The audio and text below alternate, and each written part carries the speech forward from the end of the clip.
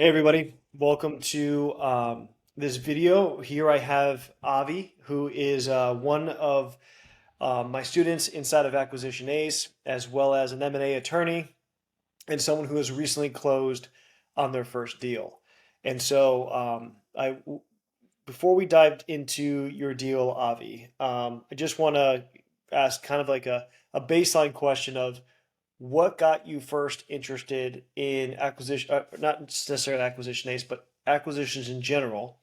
And from there, talk a little bit more about how you found us, and then once you got in, kind of what your experience was in finding your first deal. Then we'll dive into more of the deal specifics in the next 10-15 minutes. Shit, thanks so much, man. Yeah, I was one of the people who kind of got hooked by the whole, there's $10 trillion of wealth being passed down from baby boomers, and it all kind of made sense to me. That generation did extremely well financially, and they're kind of the last generation that still like has like a traditional retirement strategy. And Yeah. they're when they leave work, they're leaving work for good, and they have these very, solid, profitable businesses that a lot of them aren't being passed on to the right people. So I kind of saw like an opportunity there, and then came across your content at some point. I think it was the end of last year, and just it kind of you broke it down in a way that made it make more sense. It's like, okay, this is like these are the kind of businesses that you can look at acquiring. This is kind of the price range that you're looking at. These are the steps in terms of like SBA financing, in terms of doing deal diligence, and in terms of negotiating certain things in the transaction, and then post operational. You just kind of broke it down in a way that was very digestible for someone like me who didn't really have like that background going into it. So ended up joining Acquisition Ace in December of 23, and basically knew nothing. I am an M&A attorney, like by background, so I have done deal work before, but it's mostly from a legal perspective. The business Yeah. side, analyzing financials, making business decisions is not necessarily something that is part of like my day job. Um, so there was a lot of education that I had to do. I looked at a lot of your old deal run throughs and calls, connected with a lot of other people in the group, and just kind of educated myself on the different steps in analyzing a small business acquisition. And then yeah, that was kind of just the initial phase. Yeah, and so just to reiterate, you are an M&A attorney, and so obviously I think from our previous conversations, you've touched over 30 deals in your career, and so you were not a novice in terms of being around acquisitions, understanding from a legal perspective all the things that a buyer and seller need to think about when they're getting into doing a transition between the two and an acquisition. But going from that to getting on the buy side and becoming the buyer, there's a lot of other things that you just never were a part of before. And so those are the parts where it was helpful to be in the group and kind of having access to that information and being able to connect with others and be able to really kind of get some of that extra info on just the strategy to go about to get the first deal done, right? Um, so on top of that, so then let's now move into you're now in the group, you're starting your search, you're going out there. What was your what was your kind of strategy from the mindset? Were you thinking from the beginning? Was it go out there, find an online based business, and we'll talk a little more about your current deal, or was it, hey, I'm agnostic, I just want to go out there find a deal that makes enough cash flow? What was your mindset going into this from the start? Yeah, it definitely started off pretty industry agnostic, and that's where a lot of the content that you provided was helpful because we're going over deals on the weekly calls in almost every industry. So for me, like I initially had started looking at a lot of like the service industries, like HVAC companies and plumbing companies, that sort of niche. And I didn't know anything about valuing those companies. I didn't know anything about what market strategy, like evaluating the market, competition, what kind of numbers are you looking for, profit margins, things like that, and all of that was covered in the various calls. So that kind of once I started getting a baseline understanding of like how to look at deals, that was extremely helpful when I actually started going on like buy sell and broker sites and like looking at CIMs and Yeah. seeing what the numbers are. and actually being able to, kind of identify what are good deals and bad deals, and if they're bad deals, why are they bad deals? And just kind of Yeah. learning from all the content that you had previously provided. Yeah, no, I appreciate you going through that. And just to reiterate from something you mentioned before, in this conversation, you said that you joined Acquisition Ace December of 23, and you closed on your first deal 2 weeks ago. No, A week, was one week is that ago, correct? Yeah, yeah. Mhm. 1 week ago. So, and for everyone who knows, we're filming this mid-April. So, in the first week of April, pretty much is where Avi was able to close on his first deal. So, December to the first really week of April, we were talking 4 to 5 months in time frame where he was able to get his first deal done. And so, which is great. Like I said, the average person is normally between 6 and 8 months. So obviously, you're definitely on getting this done sooner than later. And the cool thing is, and I want people to realize, is you're still a practicing attorney, right? So you're still doing work. You still have a day job in a sense of doing the work for as an attorney, but yet you were still able to do this acquisition in the span of 4 to 5 months, and now you have a second stream of income coming in. So can you just talk a little bit about what that was like, still having a full-time job, also doing the search? Was it overwhelming? Was it something where it was less than you thought or more than you thought? Can you talk about that process a little bit? Yeah, I think it definitely was a little hard at first, just balancing different things. But Yeah, the search process is, kind of what you make of it. If you only have like an hour a day or something to do it, there's a lot that you can be learning, and there's a lot of like, search inquiries that you can be making, deal analysis that you can be doing. I had a little bit more flexibility, so I was able to invest a little bit more time, yeah, to kind of like ramp up the process a little bit more.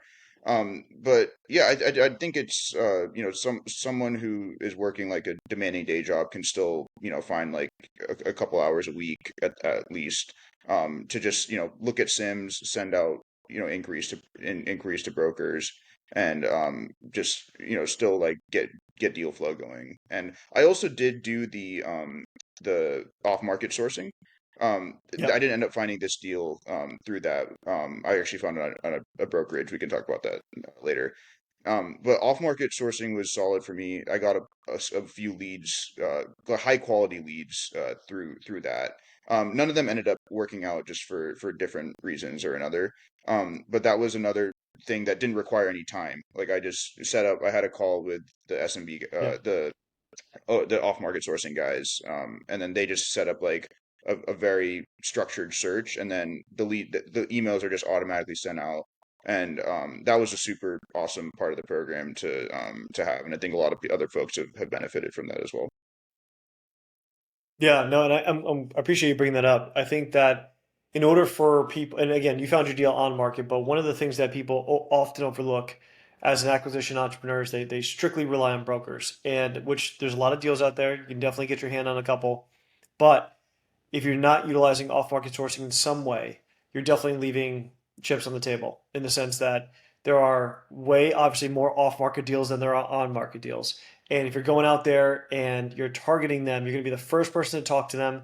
If they're interested in selling, you have so much more leverage and just influence over that deal and structuring it the way that you want to structure it, getting a better deal in terms of a better price for the actual business.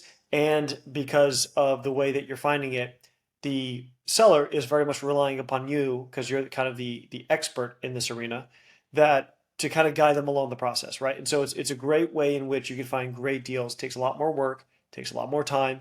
You're reaching out constantly and you're getting leads, but like you said, you got a couple solid leads, but they didn't pan out. And so normally off market sourcing takes time, and it takes a lot of just building up that pipeline over months and months to where you really get a steady stream of good solid leads coming through. So I'm glad you brought that up. So going back then to your to the point where we were talking about earlier. So you were, in the beginning, it took time and effort to really kind of focus what you were looking for, doing the outreach and everything else, especially for you doing it within that short of time span to close on your first deal. So now let's talk through how you found your deal. You mentioned it was on market. How you found your deal, why you liked it, what is it, and then we'll then talk into more of like the details of the numbers and everything else. Yeah, absolutely. So I kind of decided maybe in like January or February that finding like an e-commerce or digital business would be the best option for me. A couple of things. One, I live in New York, so a lot of like the service industries or like the quote unquote boring businesses, if in New York, like the rents are extremely high, and if I wanted to be Yeah. somewhere like local, it was just really challenging to find good deals. So I could have done something where it was a business in like New Jersey or Pennsylvania or somewhere, but I really felt like at least for my first business, like something where I could be on site was important to me, just to be like more hands-on. And it was hard to do that in New York. So I decided that like a digital or online business would be a good fit for me because it can pretty much be run remotely. Generally speaking, Mhm. there aren't too many like employees involved with these businesses.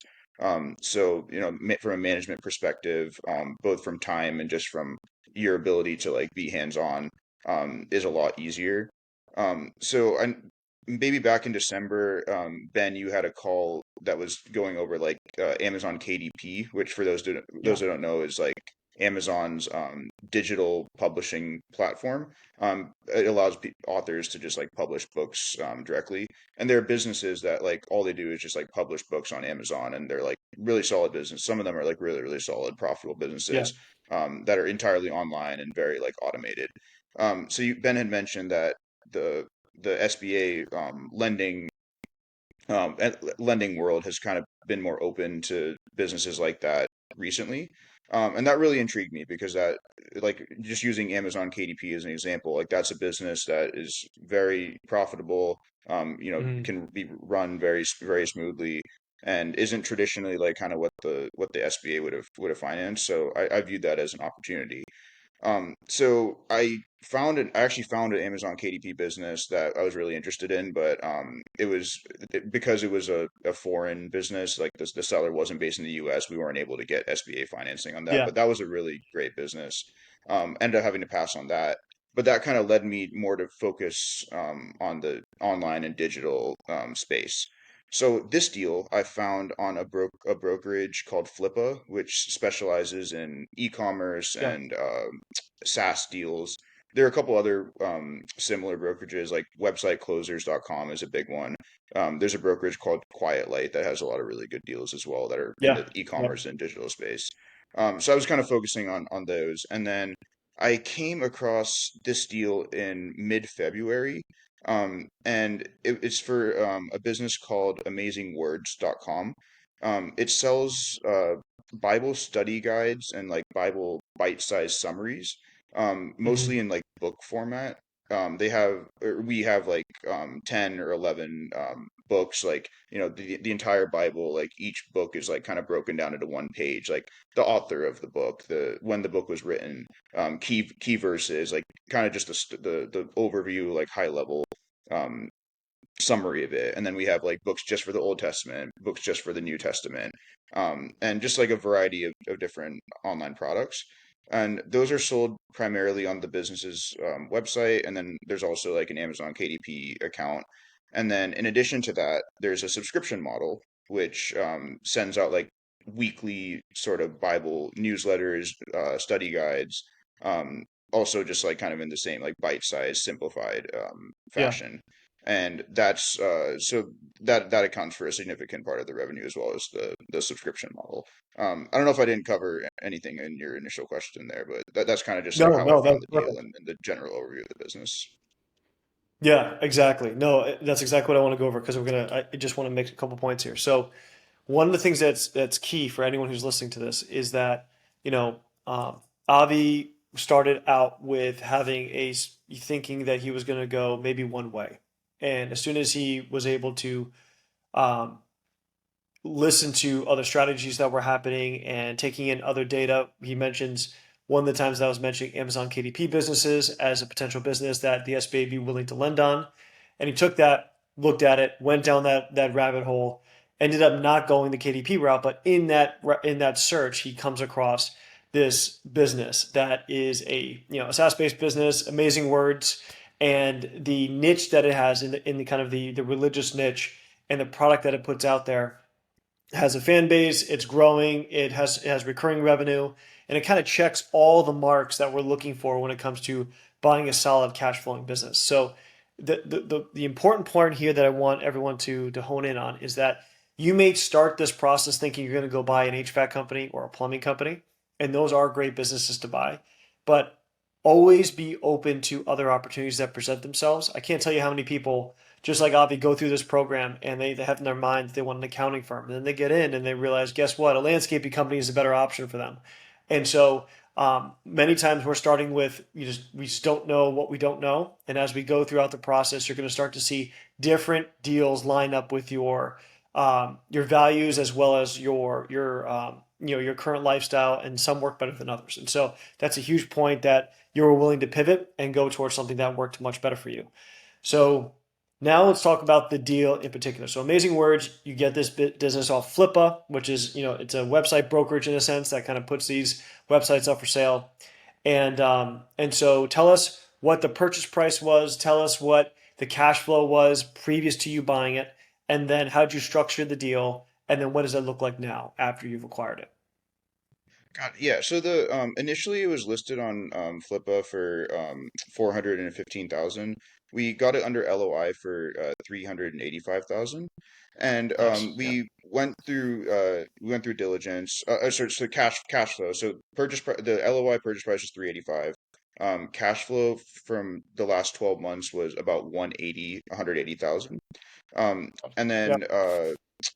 then it was yeah, and it was kind of increasing too, so I think it was like kind of on pace to be like 200,000 the next year, like before doing anything else. um and then we actually, so we went through diligence, and then unfortunately found out that the business didn't have like separate tax returns. The owner, he has a few different, the seller, he had a few different online businesses that were kind of under the same LLC, and all the Yeah. accounting, all the taxes were just like under one umbrella, which is not good for the SBA. We learned that Yeah. lesson. So Yeah. it was unfortunate because the only way to really acquire it at that point was to not use the SBA route, to use either cash or like private financing or something like that. But it did kind of end up working out in my favor because the purchase price, we got it down to 310 at closing, mostly Awesome. because of the fact that like it wasn't financeable, and the seller kind of understood that, like, his market, his to sell the Yeah. business is a little bit limited when you're only like able to accept cash offers. So yeah, so I had to line up kind of friends and family financing. I put down like like a significant chunk of the purchase price.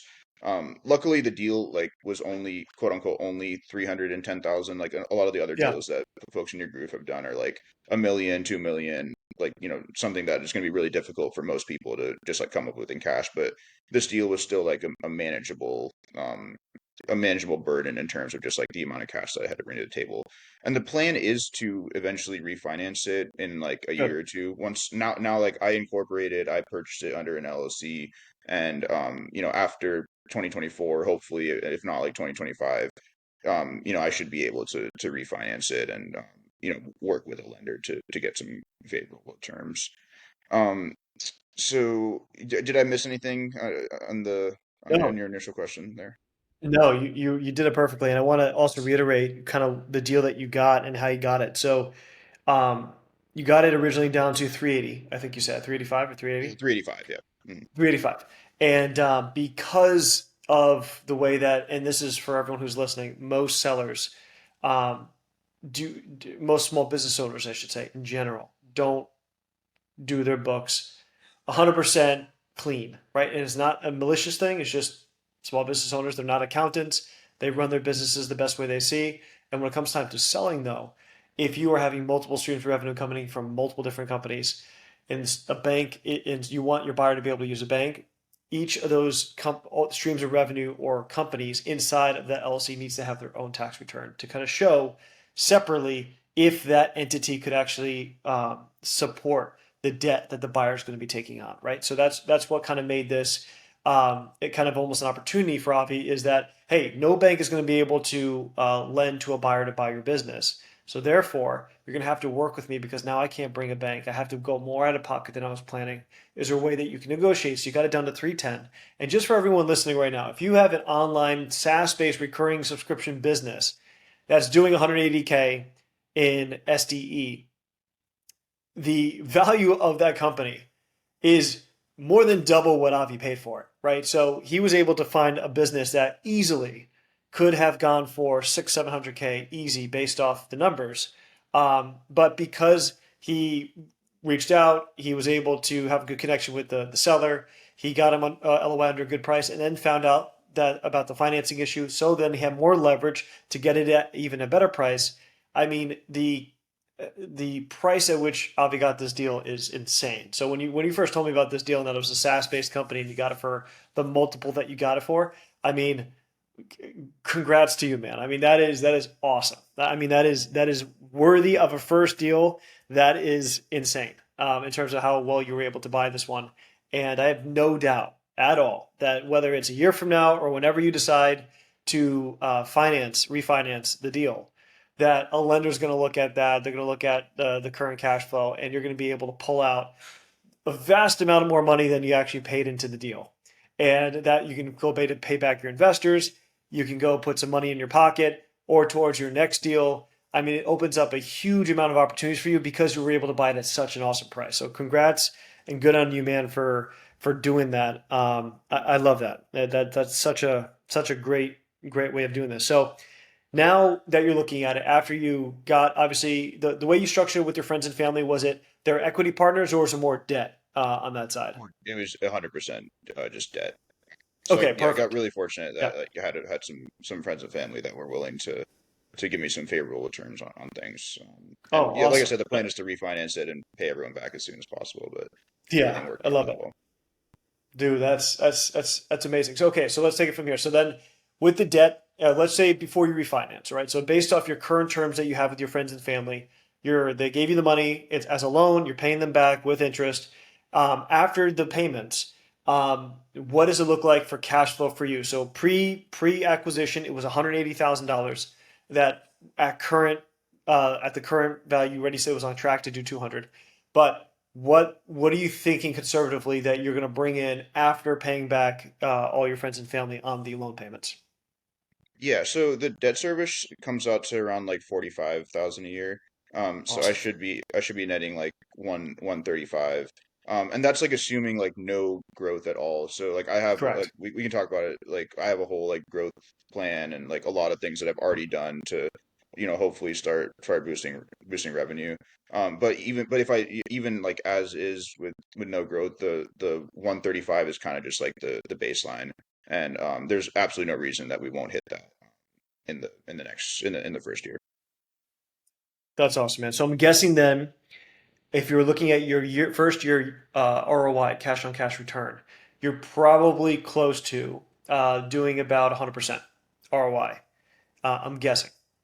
Yeah, for my personal investment, it'll be about that. Yeah. Perfect. Okay, that is the kind of the litmus test for deals within our group. If it's something that's going to be less than 100% ROI, I tell everyone it's there's other deals out there where you can find better. So for you to be able to structure this deal, friends and family, able to do the loan, able to favorable terms for them and for you. Your debt service is about 45K, so now you're coming out 135.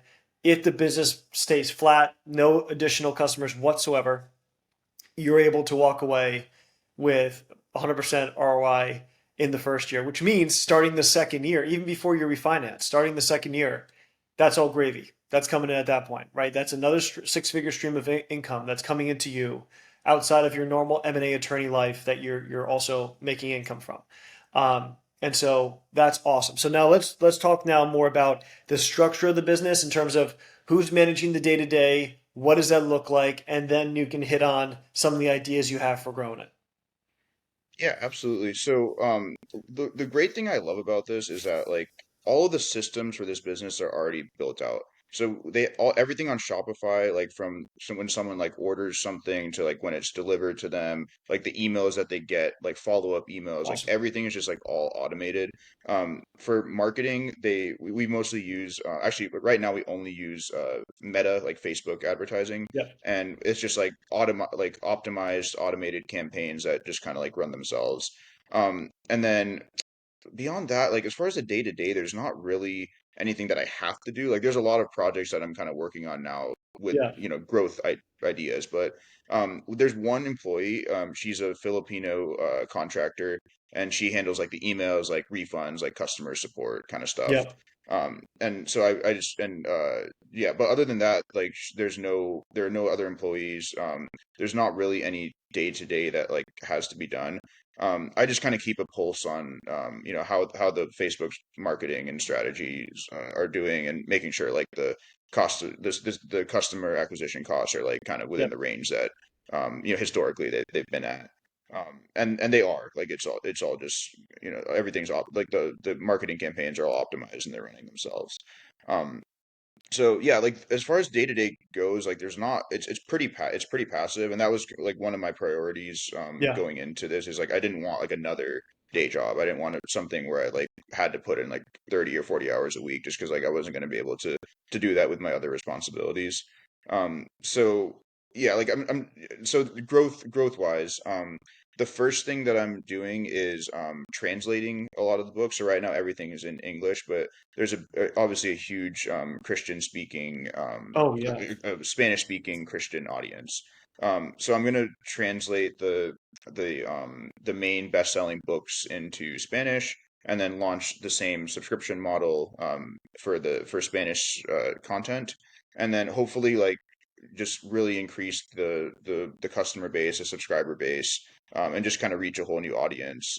The seller Awesome. had mentioned that like there's a lot of requests for translations, Spanish, French, German, like every language imaginable.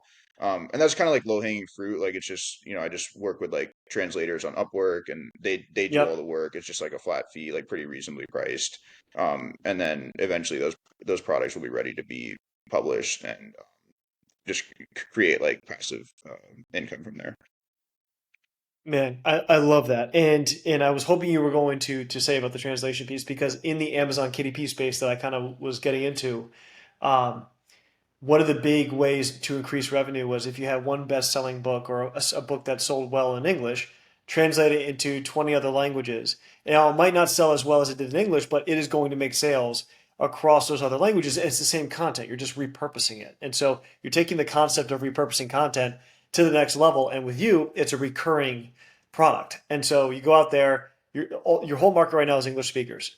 Obviously, there's a huge portion of the world, and even the United States, that doesn't even speak that English is a second language or a language that they don't speak at all. And so you're opening that up in the market. So your systems are going to stay the same.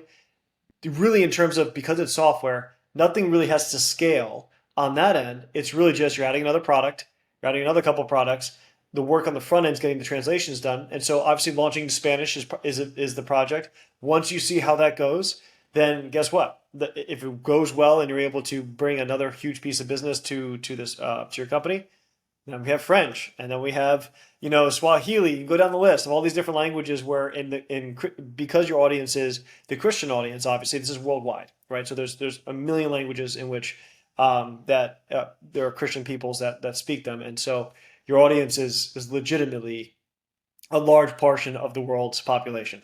So I love it, and I think that that's probably obviously the lowest hanging fruit. And to hit on the point you made before, you don't. There's really not. You bought this business specifically because you like the way it was structured.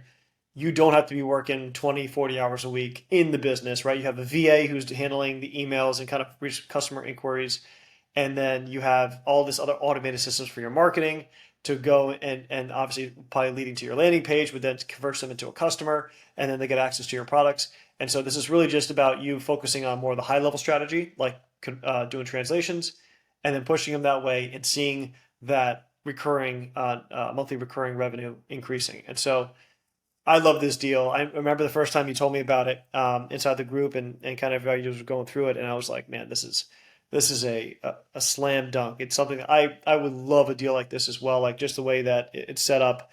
These are great businesses. So let's jump into what are your plans for the future? Obviously, it's to grow this business. Outside of that, more broadly speaking, what is your goals to do now? Is it just do this one acquisition? Is it to do more? What does that look like as you get started in this space? Yeah, so with this acquisition, like we went through the numbers, like it's not a deal that's like gonna make me like wealthy or anything, right? It's like, Yeah, it's like 130, 140 SDE, which is great. Like yeah, like I said, it's pretty passive and it's like a super awesome deal. But it's not like, it's not something where like the SD is like 500 or 600 yeah, or anything like that. But the good thing is that like this has kind of allowed me to have more control over my time. So I can like my M&A and legal stuff, like it's kind of like more what I want to make of it now, and I have like some freedom there. I have this business work for me if I want to, be active in like an M&A job, I can do that as well. But the biggest thing was just like kind of getting control over my time, and that was sort of yeah, my biggest goal, like entering into the SMB acquisition process was to have more, just to have something where I can have freedom and work on just the things that I want to work on. And I think I'm like kind of on the path to at least achieving that. And that's kind of the first step. And once I have control over my time, I feel like just from a personal level, like the possibilities are endless. Like I can look at other deals. I can, explore different, whether it's like professional stuff or like in my personal life, just like different opportunities that weren't necessarily possible when I was working a demanding M&A job. Um, so yeah, I think at least for like a couple months, I'm just going to really be focused on this and trying to build out and scale it and launch new products and really grow it. But eventually, the plan is to just to get it to like kind of where it was at purchase, which is like a very passive business model, and then yeah, on to the next acquisition. I think digital and e-commerce definitely is probably what I'm going to be looking at least to start with. Accounting firms also, I think, are a great niche. yeah, Same thing, like from an ownership perspective, if you find the right like partnership and the right firm, it can be like a very profitable, a very recurring, but also like pretty passive, uh, yeah. you know, business model. So yeah, just the biggest thing was just getting control over my time, which I feel like I'm on the path to doing, and then using that time to explore other opportunities. Awesome. No, it's awesome to hear, Avi. And I can already tell you that I already know how this is gonna, you already got bit by the bug. And now you're going to be going out there and you're going to be doing multiple deals over the next few years. I already can see it. And I'm like looking forward and excited to seeing you on this journey and kind of what this path is going to look like for you. So if you could just give a parting word to everybody who ends up watching this and kind of is thinking about getting into acquisitions, if it's, something they should step into, something they shouldn't, what is some word of advice or anything that you want to leave for them that are watching this? Yeah, I think like we kind of like glossed over like the search process, but like when I was like looking at like the service companies, like there was a lot of like, inquiries going out. I was looking at a lot of CIMs, and that just like getting those reps in, I think is really important Yeah, because like you mentioned at one point, like you don't know what you don't know. And as you start diving into the deals, you're just gonna learn and learn and learn and learn. And then maybe you'll kind of go in and with a certain idea and that's what you end up acquiring, but like in my case you end up pivoting, and yeah, you're only going to be able to do that once you're actually looking at deals. So I think that was the first like maybe like the first month I wasn't even like sending out any like that wasn't really on Biz by Sell. I was just like viewing old content, which is good because like I learned a lot from doing that too. yeah, But only when I really started actually like looking for deals and like going into it with the mindset of like I might actually purchase this business, that's when things kind of, I feel like things started happening for me. So yeah, just like wherever you are in the process, like there's no downside with like sending out inquiries to brokers, yeah. getting on calls with brokers, and just going through that process because you're gonna learn what you don't know, and you're just gonna get better and better at doing it, and eventually you'll find the right deal. Awesome. No, I appreciate that, Avi, and you're absolutely right. When it comes down to it, business acquisition, I say this all the time in our group, is a numbers game. The more that you put out, the more you're going to get in the back end. If you're just doing one sim a week, you're going to take forever to find a business. If you're doing 10, 15, 20 that you're reviewing a week, guess what?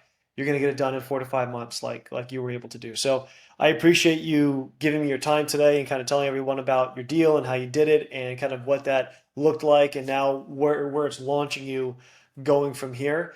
Um, yeah, it's awesome, man. And I love your story. Like I said before, I'm excited to see where this is going to lead to. And yeah, I really appreciate your time today, Avi. And one other thing I just want to mention was like, through every step of the process, like, Ben, thank you so much for all your help. Like, you were very responsive when I was like looking at deals that didn't end up working out, and then this deal that like we both really liked. Just every step of the process from like from diligence to negotiations, and everything. You were super helpful and provided a lot of guidance that I really needed. Like, it really wouldn't have turned out as well as it did without all your help. So thanks so much. I appreciate that, Avi. And like I said before, you put in the hard work, right? Like without you putting the reps in, this wouldn't have happened. Yes, I was there. Yes, I answered questions. Yes, I talked about these things and gave you strategy, but nothing happens unless you put the work in. And that's what you did in order to get the job done. So great job, man. Like I said, I appreciate you talking through this. And yeah, a lot more to come. So thank you very much, man. Have a great day. You too. Thanks, Ben. Take care. Right. Bye.